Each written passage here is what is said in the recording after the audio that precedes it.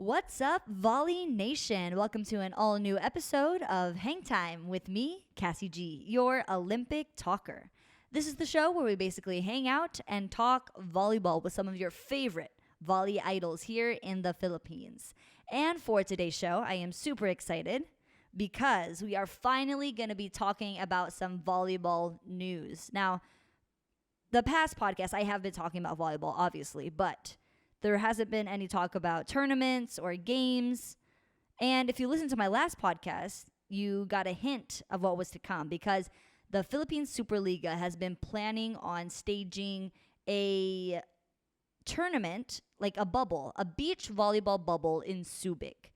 Now there wasn't any concrete plans yet, or it was just a press conference saying that they were going to do it. So I wanted to give you guys an inside look and kind of break down how everything is going to happen. Like, I don't have a lot of information right now, but it's something. So we're all trying to stay positive, and we're thankful for that. But I first think we need to answer the question why there isn't any tournaments. Now, obviously, because of Corona, but why? So, in order to get a tournament set up, you need permission from the IATF, which is the Interagency Task Force, and GAB, who is under the IATF. GAB is the Games Amusement Board. Basta, they're in charge of the professional leagues. So, unfortunately, what I came to find out was that the PSL and the PVL aren't under GAB. And so they've been having trouble getting tournaments up again because they weren't registered as professional athletes or professional teams. So, without the go signal from GAB, no tournaments yet in the PSL or the PVL. But miraculously, I don't know how they did it, the PSL got permission from GAB and the IATF to have a beach volley bubble in Subic. And I really wanted to talk about that because it's a pretty big deal. We've seen the PBA have a bubble already, and I heard that it took a lot of money, like at least 65 million pesos. And the 3-on-3 Chooks to Go bubble costs anywhere between 15 to 25 million pesos. And so, fingers crossed for PSL. I hope they can pull this off because us volleyball fans have been dying to see some action. And for you guys, I wanted, like, there's no news yet. There's no news yet on who's going to play or how many teams are going to be there. But I heard that a very good friend of mine from UST is going to be competing for her team, her professional team, in the PSL bubble. So let's bring her in. She is none other than the gorgeous Rica Rivera. Okay. What's up, ate? Hello, okay lang you? Okay lang me. Okay lang you? Oo naman. Okay. Okay, alam nyo ba guys, ito si Rica. Nakakaloka. She is probably the most gorgeous volleyball player out there. At ayaw niya magpakita ng face. So I sabi ko, no. Kailangan natin ipakita yung magandang pagmumukha mo. So I did all of you viewers a favor. Actually, ate, kasi my podcast usually, oh, your dog is so beautiful! Gulat naman ako. Ang ganda niya. Ano yan? Black Lab? Golden Love. No, Wow! Hermes. Ang ganda Wait, niya. Hermes. Ayun Hermes. I'm so soft for Hermes. dogs. Honey. Oh. Sobrang miss ko yung mga puppies ko. Nako.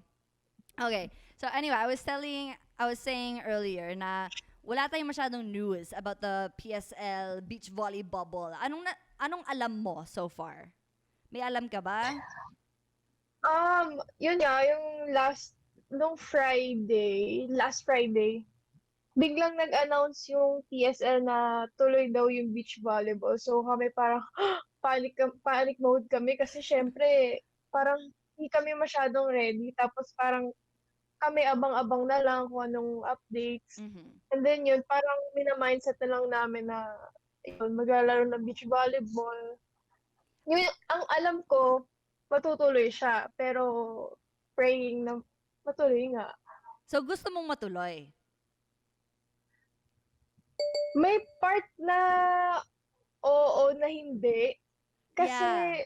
syempre, ano eh, delikado pa. Hindi tayo 100% sure na magiging successful yung tournament kasi um, parang ngayon lang nangyaring ganito, Mhm. lahat online, lahat virtual, and then yung bubble, knowing na parang ang daming injuries na nababalitaan, parang hindi maganda sa ano eh, sa pandinig mo eh, na may ganun Right. nangyari.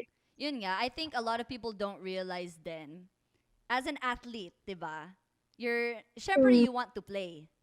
Pero nandun mm, din yung takot na parang kaya ba ng katawan ko? Kasi ang tagal, napakatagal niyong walang laro, like actual na laro. Like gets naman, you're true. doing your own workouts at home, pero iba eh, iba talaga siya. Do Mm-mm. you know if you guys are given an extra week or aagahan nyo yung pagpunta doon? Meron bang ganon? Wala pang balita about dun, pero i- ewan ko, wala talagang balita. Yeah, kasi I feel like that'd be super hard. At least, like, a week, parang maikling oras pa lang, yun eh. Pero at least it's Oo. something. And I was thinking Mm. then, do you know who your partner is na ba? Actually, wala pang ano, pine-pair si Coach Emil, pero hindi ko alam eh, baka si Ate Ses. Ah, okay, okay. Yun baka siya maging partner ko. Ah, si Coach Emil nga pala, no? Siya na ulit Oo. coach mo, taray. The connection is Nakakatawa nga eh, there. kasi parang, syempre, di ba, ano, parang over a year na akong nag-stop mag-volleyball. And then, maglalaro ako ng beach volleyball. Hindi ko alam kung 100% sure kung maglalaro nga ako. Pero parang nasa rookie year ko, maglalaro ko ng beach volleyball ulit. Si Coach Emil ulit yung coach ko. Parang, ano ba to, throwback 2.0? Parang deja vu. For those of you who don't know, Oo. si Coach Emil kasi, yung first coach ni Rica nung nag-champion sila ni CC sa beach volley in UST. So parang Mm, parang surreal. Yan yung sinasabi niyang throwback kasi ito na naman tayo. Nag-stop na siya tapos ngayon babalik na naman. Pero true. when you said you stopped, dahil ba yon pumunta ka ng States? Yun ba yon? Oo, actually, oo. Okay, so tell me about that. Gusto ko, kasi I never heard about it. So, kwento mo naman, how was your trip to the US? Actually, ano siya, nag-internship ako kasama yung ibang friends ko na parang na-credit din siya sa internship namin. So, ano siya, summer job na hindi siya yung parang normal camp na parang pupunta ka doon for leisure activities na parang yung literal American na pupunta ka doon mag-ano lang, make friends, ganun. Pero yung camp namin is special camp na inaalagaan namin yung people with disabilities na hindi naman ano, parang kailangan seryoso kasi you're dealing with their personal True. care, Mm-hmm. yung mga gamot nila, kailangan namin mabigyan ng atensyon, yung tamang time sa pag-inom ng gamot nila, and then, syempre, hindi biro yung parang yung mga impulsive personalities nila, hindi namin makokontrol. So, yun. So, seryoso talaga. As in, super seryoso. Hindi siya yung, ano, yung birong, ano, maglolokohan ka dyan. Hindi. Pero you had fun naman. Was there days na you could go out, explore, ganon? Oo, may 2 days off kami. And then, ano kasi siya per week. Every week may bagong campers na darating. So, every week, meron kaming parang ano, konting training and seminar lang para aware kami sa mga i-handle namin na campers. And then, meron kaming 1 week off na rin nung time na yun. And then, gumagala kami kung saan-saan. Cool. So, kids ba to? Mga bata? May ano kami, may tinatawag kaming adult session. 3 sessions ata yun. And then, ay, 4 adult session tapos kid session Grabe, parang na trabaho ha. Akala ko medyo chill, pero parang parang trabaho talaga to. doon nagulat din ako kasi talagang actual work na siya, hindi yung ano, parang isi-spoon feed pa sa'yo yung gagawin mo, hindi. Hindi talaga. Na-shock ka ba? Nagulat ka sa pangyayari? Or naka-adapt ka naman? Nung first 2 weeks, parang nakaka-burnout agad kasi sobrang layo sa ginagawa ko sa volleyball, Kaya gano'n. nga eh, Tapos akala ko you're gonna go there, summer camp, tapos magtuturo ng volleyball or something na gano'n. yung dalawa kasi yung choices namin. Yung choices are parang you go to a normal camp, which nga yung mga walang disabilities, yung Aha, mga rich kids going to camp, gano'n. Tapos yung isa special camp. right. Yun nga, parang mag-aalaga ka ng people with disabilities na unusual sa paningin natin. Mhm. Yun. Pero yun yung pinili Pinili ko yung mo. special. Aha. And I'm sure marami kang Ha? natutunan. And I'm sure marami kang natutunan. Sobrang dami. As in, sobrang dami kong realizations. First week pa lang. Grabe. But how many weeks ka ba dun? How many months? 3 months. 3 months. 2 months kaming nag-work and then yung parang 1 month naka-allot dun sa trip namin sa Amerika. Okay. Wow, I'm so happy. Buti, like, at least na-experience mo yun, di ba? Like, how many people can say na they were able to do that and like travel while still Mm. learning and like going to school at the same time. Pero ayun, nakagraduate na tayo. Congrats. Sobra. Tapos eto pa nga, parang kami yung naging stepping stone ng agency na parang i-promote namin yung agency nila sa UST. Parang nakipag-tie up sila sa IPEA students na magkakaroon ng scholarships yung mga students na makakapasa. And then, yung kapalit doon is yung mag-work sila dun sa same sa amin.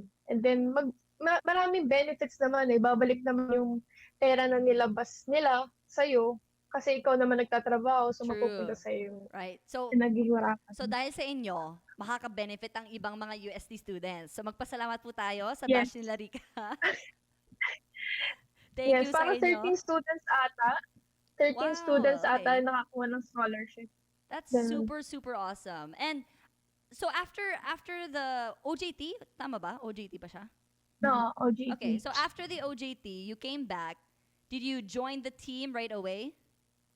Or not really? Oo. Ano yun, parang 2 weeks after na makarating ako dito sa Pilipinas, pinabalik ako sa Santa Lucia para maglaro ulit. So, parang hirap ulit ako. What month ba to? November 2019. Ay, di ko alam, parang all Filipino.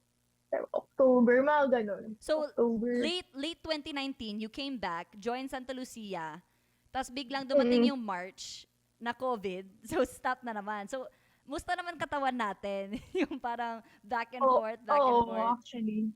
Ang hirap, ang Mm, hirap. Pero, ayun, sobra. going back to this, yung bubble ng PSL, how do you think, Mm. how do you think yung setup? Like, in my mind, iniisip ko nga, parang siyang palaro. Kasi all the teams are gonna be Yeah, there. yan yung sinasabi ko. Oo, parang palarong pambansa. Pero parang, syempre, yung parang comfy yung mga players and yung mga ibang kasali sa bubble. Aside from that, syempre, number one priority yung health ng players, lahat ng kasali do sa bubble. Mhm. Yung iniisip ko, parang gano'n na gano'n eh, palarong pambansa, pero nakatira sa hotel. Kasi palaro walang ganun eh. Mga desk, Oo, true. sa floor. Mm-mm. Pero who are you looking forward to playing with again sa PSL? Who do you think will be there? Ina-expect ko talaga sila Sisi eh.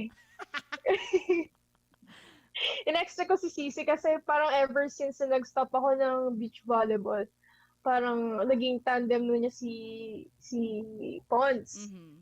Knowing na parang ina-expect ng tao, parang ito si Rica tsaka si Sisi, kaya nilang mag-champion lagi. Uh-huh. Parang kami talaga yung tandem. Yeah. Tapos yung parang, syempre, naglalaro sa SEA Games, si Sisi, si Pons, sa lahat, parang lahat sina-champion nila, parang sure ball na. So, if pumasok sila CC Pons, wala na. Tapos na. Hmm. Si Ate Patty, and kaso wala na si Yola. Wala na nga. So, Actually, okay. siguro yung, Ito yung alam ko na ha. Ang alam ko, si mm, DM tsaka Jackie. Tama ba? oo.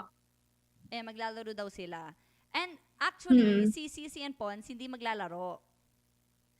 mm. Yeah, kasi Oh no! pinag-usapan namin sa Creamline na parang it won't be worth the hassle of bringing them from the Mm, province. Tapos, kasi mm, tinanong din kasi ni Ate Cha, yung Subic, if we can come mm, early para makapag-training sa mm, buhangin mismo.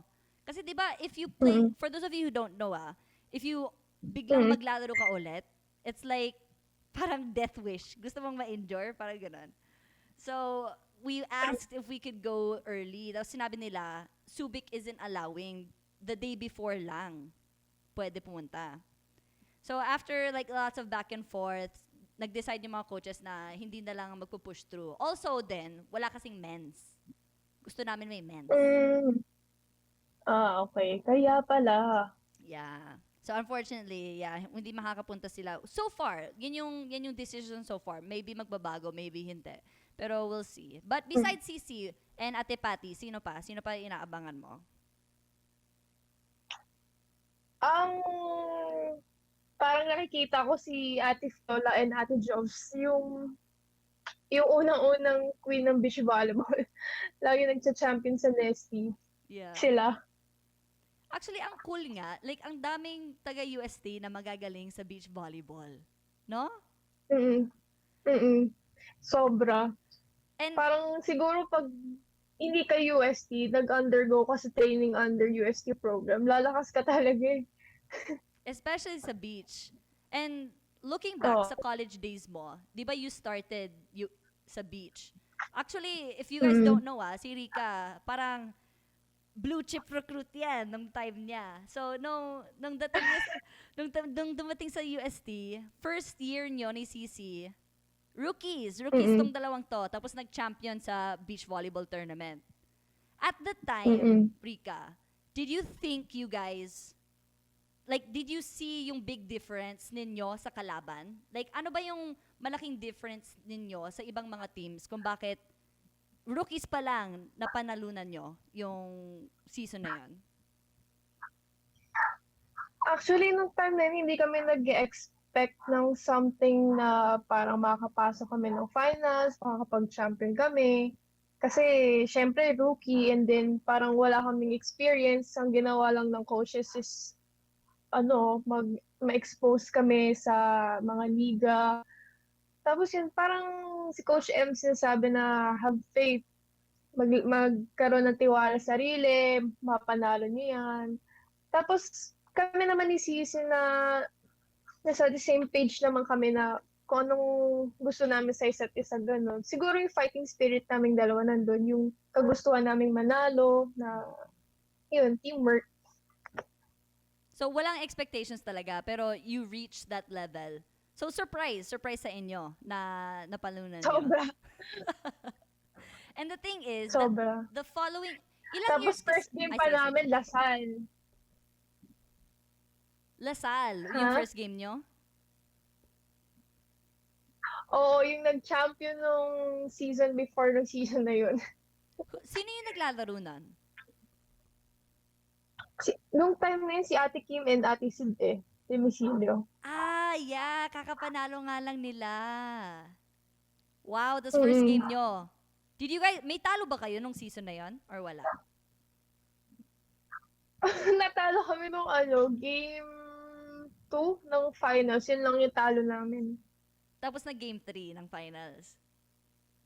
Oo, na game 3. Naalala mo pa Champion ba? na kami. Naalala mo pa ba kung ano yung pinag-usapan nyo nung game 2? Nag-away ba kayo? Nagalit ba? Nung game 2 parang ano ba, parang hindi naman actually kami nag-away. Parang sobrang init kasi nung time eh. Parang 12 o'clock ng ng tanghali naglalaro. Tapos ayoko na. Parang gusto lang nalo pero umaayaw yung katawan, yung Mhm. isip. Parang naghalo-halo, ganun. Gets. So, after nun, you're all good, nakapag-rest, tapos napanalunan nyo. Pero I wanted to ask kasi, Oh. yung personalities nyo ni Cici, medyo same in the way na yung strong-willed and fighters, same sa sinabi mo kanina, yung the Mm. fighting spirit is really there. So, in any Mm. team, like, parang, ang weird nga ng dynamic eh. Kasi lalong-lalo na sa beach. Kasi in indoor, you have 6 teammates, di ba? Or Mm. 14 or 12. And then 6 of you on the court. Pero sa beach, dalawa lang talaga kayo. And so, Oo. yung relationship, ang weird. Kasi parang kapatid in the sense na she's your Oo. closest friend. Pero pag nag-away kayo, as in away talaga. Was it like that sa Parang inyo ni Sisi? Or hindi naman? ako kasi pag nagagalit si Sisi, ano eh, tahimik lang ako eh. Parang tanggap lang na tanggap. And then, parang ganun. Tanggap lang ng tanggap. Tapos, papabayaan ko siyang kumalma kasi wala nang magagawa kung sasabayin ko yung pagkagalit niya. Ako, tatahimik lang ako. Ganun yun. Ah, okay. At least nagawan mo ng paraan, like you know how to handle it. Kasi, syempre, pag ginatungan mo pa, talagang liliyab, di ba? Huwag na. Meron So, bang yung Sisi naman, parang ganun talaga siya. meron bang time na or like instance with your partnership with Sisi na never mo talaga makakalimutan? Kalimutan. Siguro yung pagbalik ko ng from my major injury, yung nagkaroon ako ng knee surgery. Tapos parang ako pa rin yung pinalaro ni Coach Emil. Tapos nag-champion kami sa Nesty Beach Volleyball. Wow, may Wala, injury ka parang, pala nun? tapos Wow. wala, parang naging thankful kami kasi syempre nag-champion tapos ako kakabalik ko lang.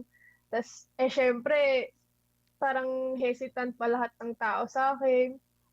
Ayun, parang tuwang-tuwa naman. Siyempre, laki ng price nun eh. Yung price talaga. Magkano yun? 100K yun, di ba? Oh, 100K. Hindi, pero hindi namin parang ina-expect na kailangan kunin namin. Basta ang gusto lang namin mag-champion ulit, manalo ulit. Mhm. Siyempre kasi if you won last year, ayaw mo naman na you do worse than last year, di ba? Pero that's crazy na may injury ka pa noon. Di ko alam yun. Mm. Mm-mm. Wow. Ang dami mong nga naging achievement sa beach and sa UST as a whole. Kasi after beach, you decided to stay in indoor. Parang nag-shift ka na, di ba? Mm. So, what made you Oo. decide na magstay na talaga sa indoor? Like, focus na ako dito. Ano, aside from mangingitim ako, joke lang. Hindi, parang, forte ko kasi talaga yung indoor. Parang, gusto ko talaga maglaro sa indoor and mag-focus doon. Gusto ko lang iisa lang yung focus ko and then parang ako ayoko naman din umalis pero ganun talaga eh. Parang hindi na gusto ng heart mo. Mhm. Char. Gets yun, gets. Pero kasi sa Yun. high school, you're an indoor player talaga, di ba? Oo. Tapos parang, ang tawag doon, hinugot ka lang para maglaro sa beach. Oo. Oo. So, ganun yung nangyari. And so, once you played beach, okay, parang okay naman, pero hindi mo siya love. And then you realize, dito talaga ako sa indoor. Actually, love ko naman talaga yung beach volleyball. Pero mas matimbang talaga yung mas nagagawa ko yung mga gusto ko na hindi ko magawa sa beach volleyball. Like, papalo ka ng todo-todo compared sa indoor, ganun. Parang didepensa ka, mag-roll ka, gano'n. Parang yung hustle. Nandun naman yung hustle sa beach volleyball. Pero yung galaw mo kasi, Yeah. basa-basa, gano'n. They're two different games. I always say that talaga when people ask what's harder, indoor or beach. Sabi ko talaga, ang hirap i-compare kasi ang daming differences. Like, they're two Mm. completely different sports para sa akin. And I think yung ikaw mismo, whether it be beach, Mm. indoor, okay ka naman. Like, you're still super good kahit saan ka naman pumunta. So, kung saan ka masaya, ate, doon ako. Kung saan ka masaya. Pero your final year sa UST was super big. Mm. Season 81 was probably Mm. the most epic season na na-witness ko sa UST history. True. Diba? Hanggang ngayon nakakakilabot talaga eh. Oo. And parang I feel so privileged na na-witness ko siya. And I'm happy for you na yun yung final year mo na may maganda kang exit. Kahit hindi man nag-champion, pero it's still a super, super good season. Looking back, Mm. can you pick a favorite moment? I mean, medyo mahirap, pero can you pick? Sa akin yung nag 5 sets kami ng Lasal going to championship. Yun talaga yung pinaka goosebumps kasi parang no first 2 sets parang panalo kami. Tapos pagdating ng third set, parang nagbago yung ihip ng hangin. Tapos parang sabi ni ng coaches, ano ba naman kayo? Parang andyan na, aanin niyo pa ba? Papakawalan niyo pa ba? Huwag niyo na, wag nang pabago-bago yung isip niyo. Parang, syempre kami goosebumps, parang sure ball na to, sure ball. Pero talagang bilog ang bola, nagbabago talaga. At least, na kuha naman namin, pass kami championship. Ito yung sa MOA, di ba? Oo. Yeah, I remember that game. I actually remember being on the sidelines. Tapos, hindi kasi ako yung nag-announce nun eh.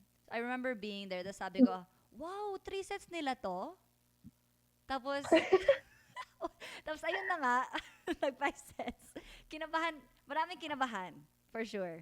Pero it was a good game. Actually ako, usually, I hope for 5 sets as a fan. Kasi I enjoy watching yung game. Pero for sure, kayo as players, ayaw nyo ng ganun.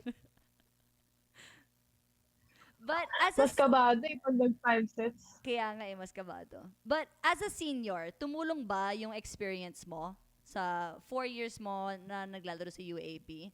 Na feel mo ba na nakatulong or iba siya dahil never ka naka-reach sa ganong level?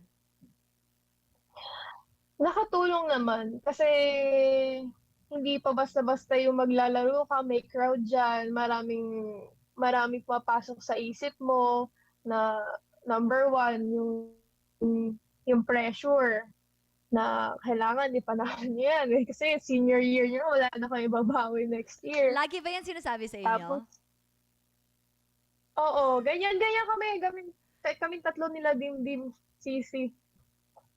Dagdag pressure yun ah. Sabihin namin, oo, talagang, tas parang, syempre, parang gusto namin, may history kami pag alis namin. Kahit hindi man lang champion, di ba? At least, di ba, susunod sa amin, may experience. Right, right. Pero na-mention mo nga, ikaw, Dimdim, CC, kayo yung seniors talaga during that season. Describe yourself Mm. as a senior. Gusto ko to. Kasi I feel like lahat naman ng rookies, palagi sinasabi, ay talaga pag tayo seniors, hindi tayo ganyan, ganito tayo, blablabla. Di ba maraming ganon? Pero ikaw, describe yourself as a senior. Describe mo na din si Dimdim, CC, yung dynamic nyo. Ano yung mga roles nyo individually? Ako, yung ano ko kasi, parang naka-focus kasi ako dun sa, kasama ko libero. And then, siguro as a senior, wala akong masyadong masabi. Kasi, okay naman yung mga bata, okay naman sila kausap, nagpe-perform, maayos kausap na, in the sense na pag pinalaro mo, lalaro talaga. Minsan may mga off game, pero okay lang naman. Tapos, si Dimdim, the usual Dimdim, yung clown namin, hindi talaga wala. And then Sisi, na-handle naman niya na okay naman yung mga bata, talagang sumusunod naman lahat. Kaya siguro naging okay naman din yung season namin kasi wala kami naging problema sa relationship namin sa isa't isa. Siguro nung mga off-season meron, syempre ganun talaga, 'di ba? Mhm. Pero nung during season na wala na, ano na lang, yung ano na lang namin, yung performance na lang, yun na lang problema namin. So, wala masyadong attitude. Like, how do you deal kapag ka may attitude sa team? Usually kapag off-season yun, di ba? If like, there's new players, new relationships, tas di nyo pa masyado close. How do you handle yung mga pagtuturo? Ganon. Ganun talaga pag rookie, 'di ba? Parang syempre, galing kayo sa iba't ibang school, iba-iba talaga yung culture na dadalhin niyo sa college, 'di ba? Hinandle namin, paano ba? Parang pag may naririnig kaming masama or parang hindi maganda sa amin tsaka sa paningin ng ibang tao, magmi-meeting kami. Typical UST meeting, di ba? Ganun, parang pagsasabihan namin na in a indirect way.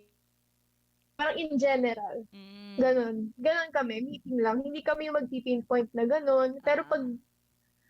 parang wala akong naalala eh. Hindi ko talaga naaalala na di umabot sa point na nag-pinpoint kami ng isang tao. Para lang dun. Softer siya, if in general. Hindi yung parang, hoy, ikaw, ayos-ayusin mo yung ugali mo. Softer Oo. siya kapag ka in Wala general. naman. Kalma lang naman, kalma. Yes, kalmado. And I feel like what you said, your senior year made it super easy because you had such good rookies. Mm. Like, ang mamature ba, pili ko like, alam mo yun, ang dami yung rookie na parang hindi talaga rookie. Ito kasi parang advantage na din kasi yung parang yung K to 12 na nagkaroon sila ng more experiences na ma-expose sa mga collegiate leagues na parang gine-guest player sila. Like sila di ba? Parang ina-expose na ni coach mo na maglaro sa iba't ibang leagues Yeah. na iba naman yung competition compared sa high school. Pero yung in terms ng competition level naman sa high school, parang college na rin eh. Mm-hmm. Yeah.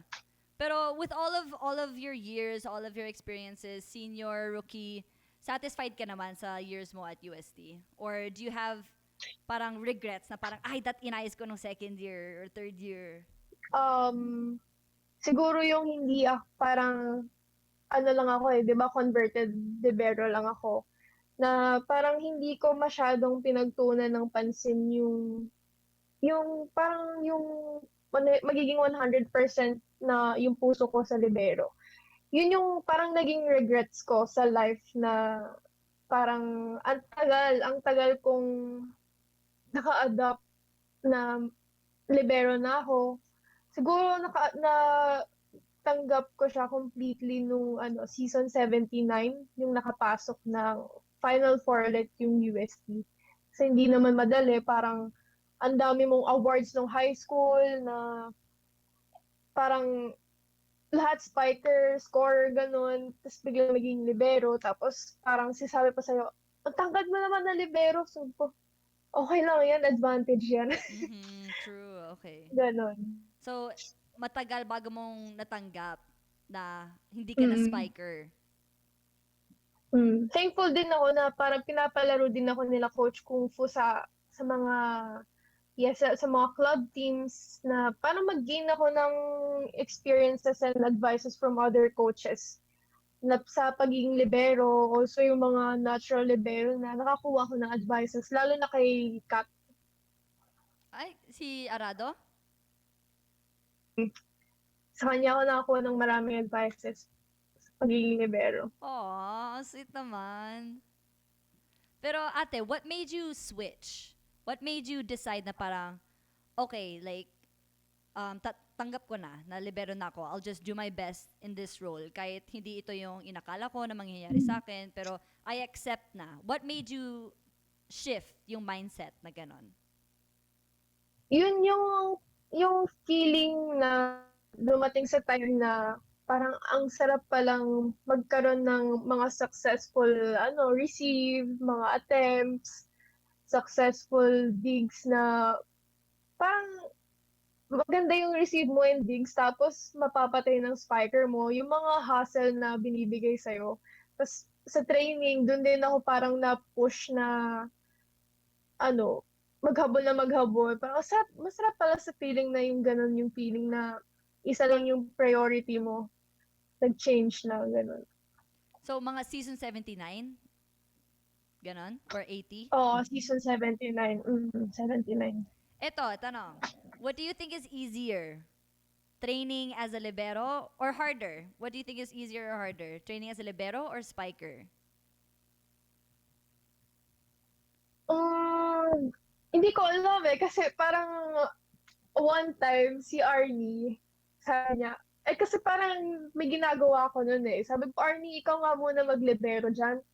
Tapos ako papalo, ayusin mo, ganun. Tapos parang wala pang 2 minutes, sabi niya, yung, nakakatawa pa naman yung accent ni Arnie, sabi niya, ay ate, nakakapagod palang maglibero, ay, mga ganun. Sabi ko, nakakapagod ba? Parang dedepensa ka lang dyan eh. Tapos, yun nga, parang, yun din yung nasabi ko na walang position na, madali. Kasi, di ba, binalik ako nila coach kung sa pagiging spiker. So, ako, nababaguhan din ako na tatalon na naman, magbo-block, tapos talon, block, spike, ganun, depensa, yun. Right. So each position has its own positives and negatives. And alam mo, Mm-hmm. palagi ko din sinasabi, ang hirap maging libero kasi you're expected to receive well and to dig well. And so yung kapag Mm-hmm. dumating yung moment na hindi mo nagawa yung dalawang yon, sasabihin ng mga tao na, ay, yun nga lang gagawin mo, ba't di mo magawa? Ka- Actually, oo nga, pressure, nakaka-pressure nga yun kasi sa'yo magsisimula yung yung rally. Tapos parang hindi mo pa magawa ng maayos. Actually, kasi parang yun pinaglalaban ng isip na self-confidence na kakayanin mo. Parang pag di ka natiwala sa sarili mo, hindi mo siya talaga magagawa ng maayos. So it's a battle of mental game talaga. Volleyball talaga Mm. is a mental game, I believe. But Mm. sa lahat nga ng years mo sa UST, marami kang nabigay. Marami kang nabigay na time, sweat, tears, lahat yan nabigay mo sa UST. Pero let's talk about what UST has given you. What do you love so much about UST? Kasi parang kita ko talaga sa inyo, like lalo na sa batch mo, how much you guys Mm. really praise the school and always parang if anyone says anything bad about UST, kayo yung unang-unang mag-object, tapos ipaglalaban yung school. So, what do you love so much about the school? Hindi ko alam eh. Parang darating na sa'yo yan naturally na mamahalin mo yung school mo. Siguro kasi mas minomold ka ng sa college years mo compared sa high school na sarili mong buhay, yung iintindihin mo. And then, syempre sila yung nagsusupport sa'yo every time na may problems ka, yun yung mapupuntahan mong UST. Then, mas yung friends and magkakaroon ka pa ng families na hindi mo inaasahan nandyan pala. Yung mga ganun. Well, Talagang mamahalin mo talaga yung UST. compare mo sarili mo kasi sabi mo you're molded in college, 'di ba? Compare mo sarili mo in high Mm-hmm. school sa Rica in college. Like ano yung big differences na nakita mo sa sarili mo? Um, ano ba? Siguro hindi ko alam eh, parang nung nag-college ako, parang sabi ko, gugustuhin ko ba maging college student kasi parang mas mahirap. Tapos, na-realize ko naman na yung college, parang marami siyang lessons in life na binigay sa akin na, ewan ko, parang ganun eh. Hindi ko alam eh, parang Nag-mature ka lang, mas ganun. nag-mature na lang. Mas nag-mature naman. Ganun. At mas naging independent. Yes. I mean, umalis ka nga ng bansa para sa UST. Oo nga eh. But what will you miss the most? Alam natin, like, maraming mga landmarks around UST, mga kainan, mga places to hang out. Pero above Mm. everything else, what will you miss the most, you think? Yung Q-Pub. Kung saan Yung nagta-training. Q-Pub sa Espanya. Yung paglusong, hindi naman. Paglusong sa baha, hindi naman. Actually, na-experience na sa wala, ayoko na, natatakot ako. Kung Tuloy ano-ano, pa rin ang training. kung ano-ano pala umaakit sa legs mo, parang, ano na? Totoo yan, lalo na sa Espanya. Natatawa palagi ako. Like, every time nag-resurface sa mga memories or sa mga timeline ng mga tao, yung isda sa harapan ng McDo. Kasi sa sobrang baha. Totoo ba yun? Totoo Totoo ba yun? yun! Totoo yun! Palagi, every time na makita ko siya, sinishare ko siya kasi tawang-tawa talaga ako.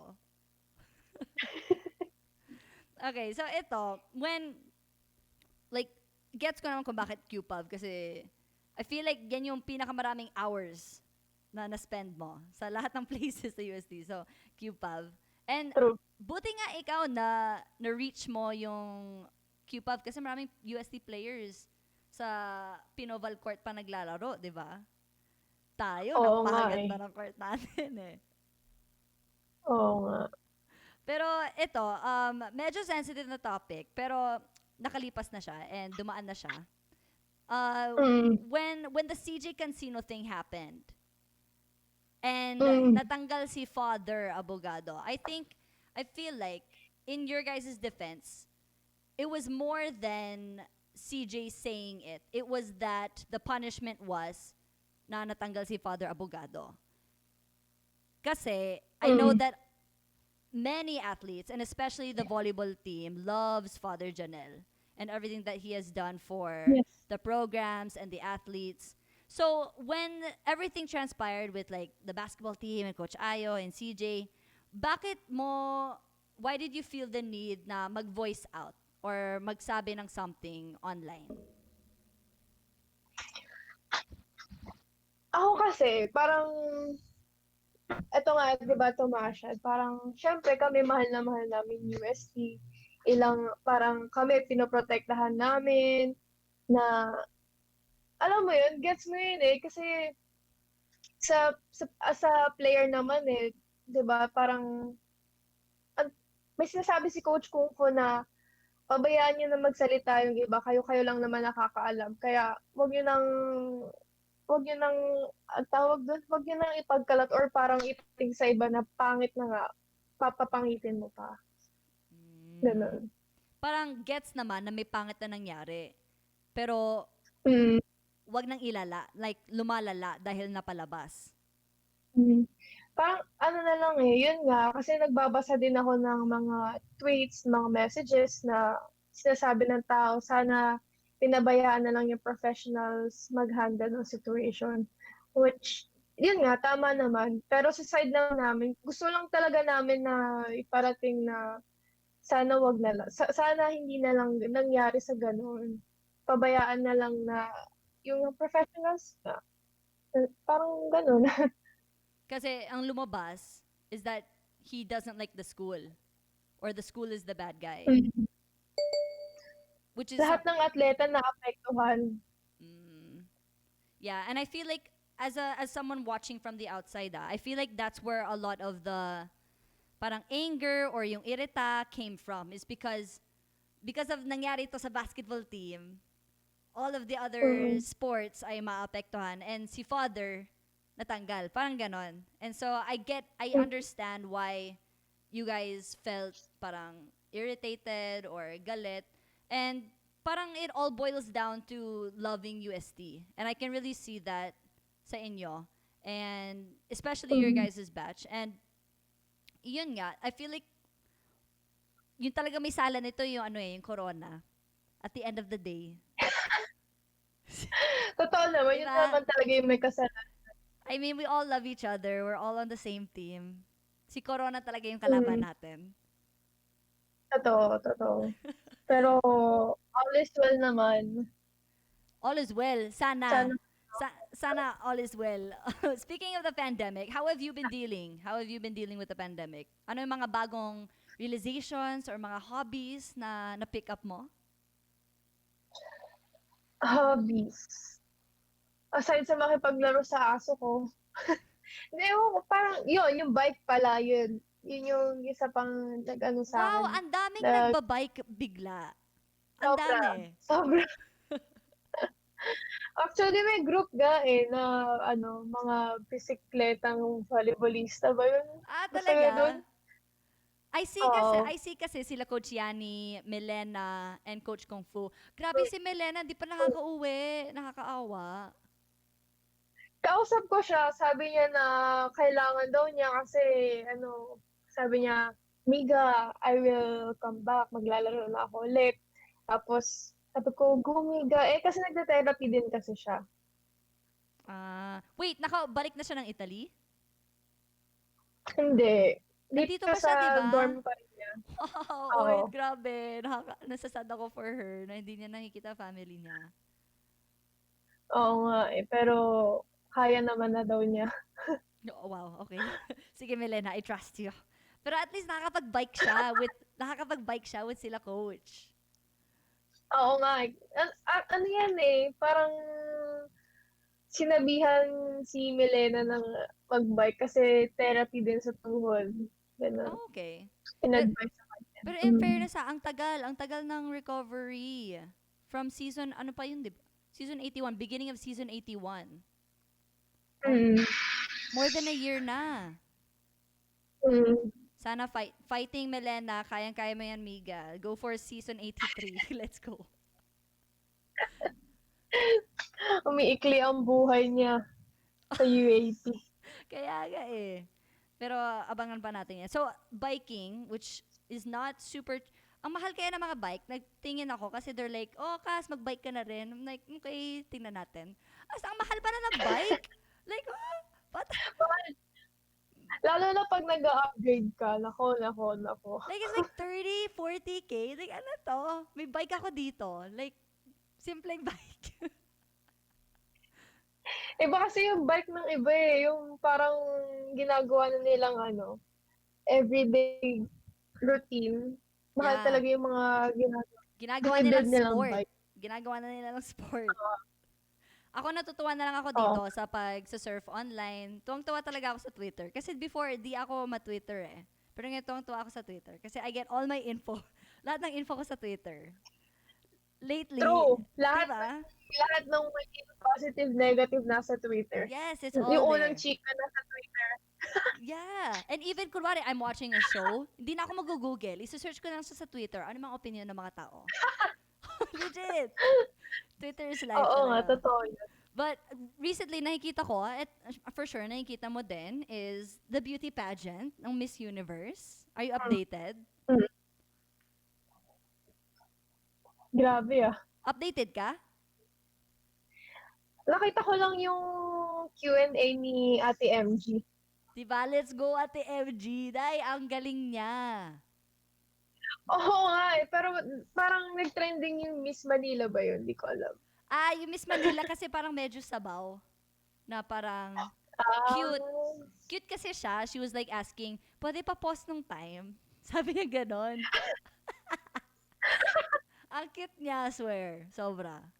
Pero yun nga, ang galing-galing ni Ate MG. Kasi, dahil wala pang isang second after asking the question, she has an answer right away, tapos tuloy-tuloy.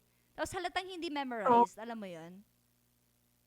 sobrang ano, impromptu ng sinasabi. Yeah, ang galing niya. Pero, eto, speaking of like pageants and all, ikaw, did you ever think of, or did you join before mga pageants? Nung high school ako, active ako. Talaga? Like, as in, like, yung gagastos ka ng todo-todo for it? Oo, nung high school Wow. ako. Nananalo ka? Pero tigilan na. Nung, oo, nanalo ako. Pero Yes. never, ay, yung pinaka malaking pageant na nasalihan ko, ano lang ako, second runner-up. Taray. Did you ever think na gusto mong bumalik sa ganon? Mm, ewan ko, parang hindi na. Ang Bakit? gastos eh, sobrang gastos niya talaga. Kita ko nga.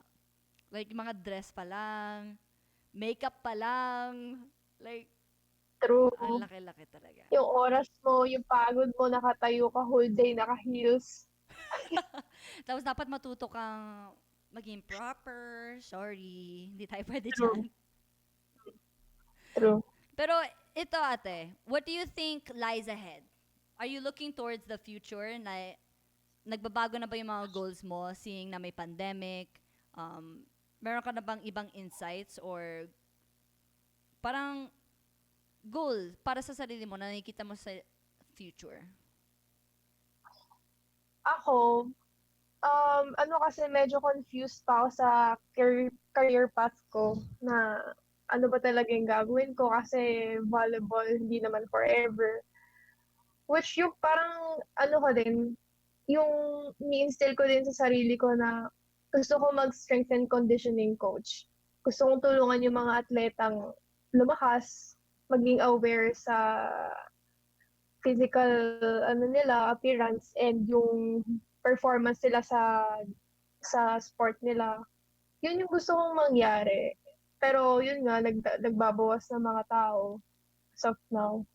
Wow, Yun. strength and conditioning coach. Masaya yun ah. Mm. Kasi makakapaglaro ka pa with them Masaya. minsan. Oo nga, pero parang yun nga, 'di ba? Yun na yung inaay ko sa yung fino-focus ko na maging SNC. Wala, manonood na lang ako maglaro. Pero kung papalaruin ba naman ako, okay lang. Tapos, or para maging coach ng ano, 'di ba, libero, okay lang. True, true. Pero do you see yourself na parang stop playing? Are you gonna stop playing in the near future or matagal ka pa maglalaro? Ako, parang siguro 4 to 5 years, mag-stop na ako mag-volleyball. Kasi hindi ako, parang marami na kasi akong injuries na Yun nadaanan. nga, sasabihin Hindi ko ate, siya, ang daming pinagdaanan ng tuhod mo. Like, oo yun. Hindi naman, syempre hindi na mahaba yung buhay ng tuhod ko. Yun yung pinoproblema ko. Pero ano naman, positive naman ako in life na ma-achieve ko naman yung SNC, matutulungan ko yung ibang atleta. yes, I'm rooting for you ate, all the way. Go, go, go. Pero love life, ayaw mo pag-usapan love life. Musta love life natin? Oh, okay naman. Ano lang, low-key lang. May jowa ka ngayon? Yun lang. Oh, over a year na. Over a year na? 1 year and 6 months, 7 months. Wow, let's go ate. And, Malapit na yung ano, you're at the marrying age na. oh my gosh, wala pa. Okay. Okay lang yan. Wag natin pakabahin sa Ate Rica. Well, everyone, thank you so much for tuning in and keep on supporting Ate Rica as she keeps on playing for Petron as of now or in the future as a strength and conditioning coach. Keep on supporting our athletes and keep on loving the game. Bye for now.